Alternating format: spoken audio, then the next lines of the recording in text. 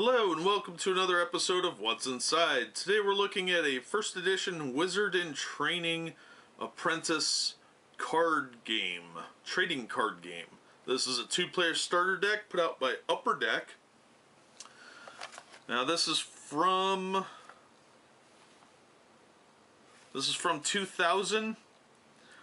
Each 2-player 60 card pre-constructed deck includes 4 main character cards, 12 dual character cards, 20 wizard spell cards, 24 wizard items, 1 create your own wizard character card, 1 wizard book of secrets, rulebook. So let's get into this. It's pretty poorly put together box. It's held closed just by a single piece of tape. So let's see what's inside. I cheated and used my cutter so I didn't destroy the box.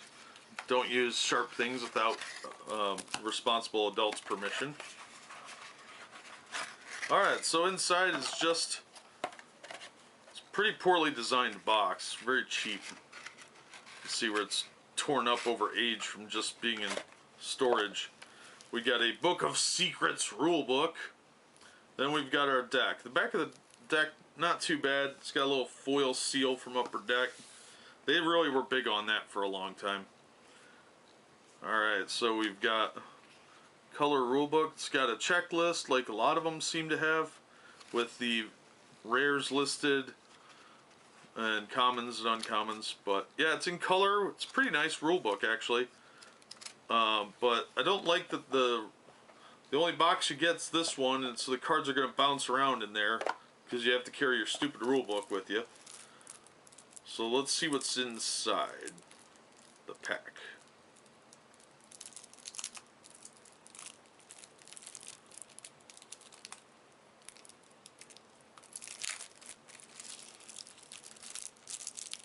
Alright, pretty good quality cellophane. Still hate cellophane. Alright. Ooh, I don't like the gloss on these. It's that cheap gloss like we saw with Battle Lords. So eventually all these are probably going to stick together as one big giant mass of cards. And the card quality is pretty poor. You can feel the difference between the cheap gloss and the really low end paper. So this will get destroyed with regular use. Alright, we've got a shield. There's another shield. It may not be fancy, but what stops a blade for better than flesh? Oh, that's funny. Alright, we got a reducing spell. A tongue of frog that looks like a potion. A big old spider. Change form. The art's a little crappy on some of these, it looks like. There's a cloak. A grounding spell. A Book of Mists. A centipede card. Anti-gravity spell. An enchanted broom. An enlarging spell. A giant anaconda. Insert your own euphemism there. A pike. Because, you know, stabbing wizards, that seems to be the way to go. A Nevin Crisp character. A sword. A true form. A destiny cards spell or item. Evil Arbor dual character. In a battle of wizards, even the very trees may join the fray. So you can have a minion evil tree. Another reducing spell. A crystal ball. Crystal ball can make the murky future clear. That's for defense. It's got a shield of 1. A gravity spell. A power crystals item. A centaur. An invisibility spell. An enchanted shield. Flight, a Satyr, a Magic Wand, a Sitha Devi, a helmet, another change form, Eye of Newt, a troll, a mystic orc, a bow staff item,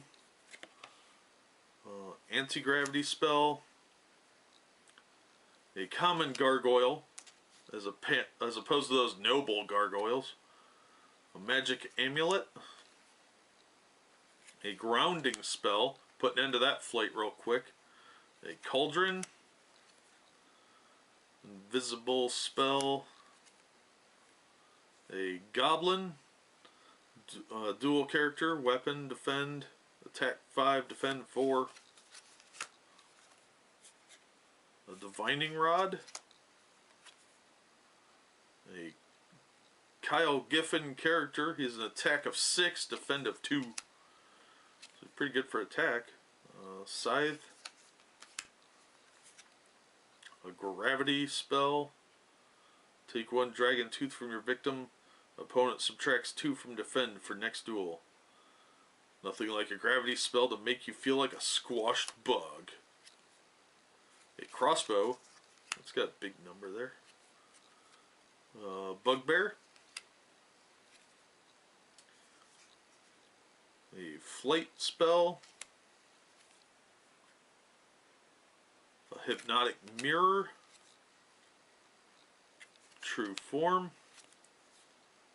a banshee, that's pretty powerful, attack 6, defend 5, chainmail, visible spell, a magical broom, targeting spell, a ghoul hound, he's got an attack of 7, mace, just in case, and a Kelly Crisp character card. An attack of 2, defend a 6. Alright, the game looks pretty simple. There's not a lot of numbers on the cards to get too excited about. It seems to be aimed more at younger players. The rulebook does have large print and isn't that thick, honestly. It's 30-some pages, but most of it's checklists and pictures, that sort of thing, and very large print. So my understanding is this is aimed at more like the Harry Potter groups, you know, the 12 to 14 range. I suspect that this is trying to milk off of the Harry Potter craze, because it came out around the same time as the, I believe it was the first movie, so around 2000. So yeah, it looks like a pretty simple game. It's probably okay to play. I don't know. It doesn't distinguish, like, you know, there's not like a good guy deck and a bad guy deck. It just looks like it's more like 2 wizards practicing their spells. So yeah, you can even kind of see I don't know if that's supposed to be a Mickey Mouse hat from Fantasia. What is that? It's stupid. So yeah, pretty straightforward, kind of feeding off of the wizard trend that was going on in the early 2000s. Didn't seem to really take off too much, which I don't really understand. It doesn't look like the mechanics are that bad. It just looks like a simple game, but it looks more in depth than like Recharge or Overpower or some of those other overly simplistic games. So it's probably just the market was saturated at the time, but it looks good for younger players. They'll probably be okay playing it. But that's what's inside the Wizard in Training First Edition starter deck. So if that's something that you're interested in, I've seen these online relatively cheap. But that'll do it for this episode. We'll see you next time on What's Inside. Thanks for watching.